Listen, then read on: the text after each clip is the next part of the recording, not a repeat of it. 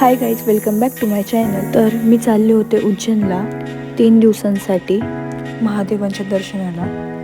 तर आम्ही बसने चाललो होतो. टोटल आम्ही 20 तास बसने प्रवास केला. त्यानंतर आम्ही इथे ब्रेक घेतलेला. त्यानंतर आम्ही इथे महाराष्ट्र बॉर्डर क्रॉस केली. त्यानंतर इथे खूप छान छान व्ह्यू होते मध्ये मध्ये. तसंच आम्हाला जाताना खूप ट्रॅफिक पण लागली. त्यानंतर आम्ही इथे पोचलो दुसऱ्या दिवशी. सो आम्ही फ्रेश झालो आणि लगेच दर्शनाला निघालो. तर इथे आम्ही ई-रिक्षा केली. त्यानंतर आम्ही इथे दर्शनाला रांगेमध्ये आलो. सर्वात पहिलं आम्ही महाकालेश्वरचं दर्शन घेतलं. तर इथे आम्हाला आरती पण भेटली होती. भस्म आरती नाही करता आली, पण रातची आरती भेटली.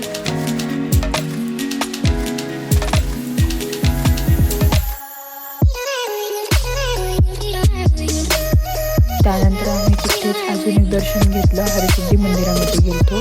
तिथे पण खूप गर्दी होती. श्रावण असल्यामुळे सगळीकडेच खूप गर्दी भेटली.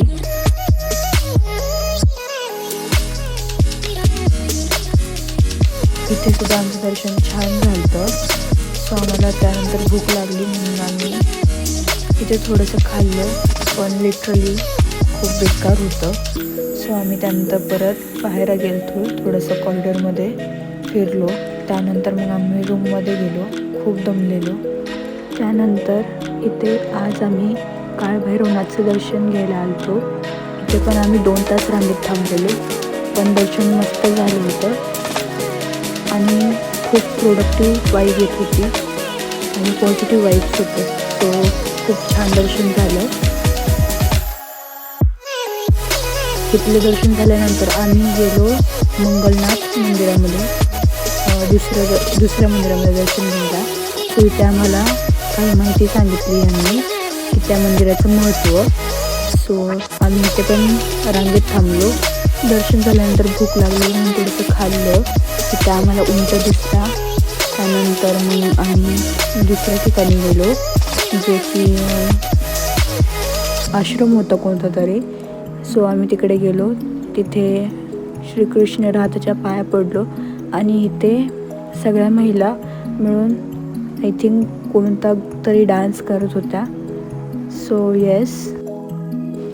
त्यानंतर आम्ही इथे गडकालिके मातेचं दर्शन घेतलं आणि मग आम्ही तिथं ओंकारेश्वरसाठी दर्शनाला निघणार होतो. पण इथे एक प्रॉब्लेम झाला. आमची गाडीचा टायर अडकला होता. सो आम्ही इथं 1 तास निघू शकलो नाही. त्यानंतर इथे ट्रॅक्टर आला आणि बसला बाहेर काढलं. त्यानंतर मग आम्ही तिथून निघालो. सो ओंकारेश्वरला जाताना आम्ही 3ला निघालेलो. तर आम्ही तिथे रात्री 1 वाजेपर्यंत पोहोचलो. त्यानंतर आम्ही रूमवर जाऊन थोडा आराम केला आणि लगेच पहाटे 4 वाजता आम्ही फ्रेश होऊन मंदिरामध्ये पोहोचलो. लाईनमध्ये थांबलो दर्शनासाठी. तिथे आम्ही ओंकारेश्वरचं दर्शन घ्यायला आलो होतो. सो मंदिर खूप छान होतं आणि आमचं दर्शन इथे छान झालं. त्यानंतर आम्ही गेलो ममलेश्वरला. तिथेच अजून एक मंदिर होतं. सो आम्ही इथे पण दर्शन घेतलं आणि इथेही आमचं दर्शन छान झालं. त्यानंतर आम्ही नर्मदेचं दर्शन घेण्यासाठी इथे आलती नदीपाशी.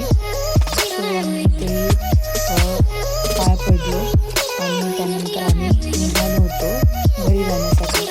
So that's it. एवढंच. मग आम्ही दुसऱ्या दिवशी पहाटे पोहोचलो. तुम्ही जर माझ्या चॅनलवर नवीन असाल तर प्लीज सबस्क्राईब करा.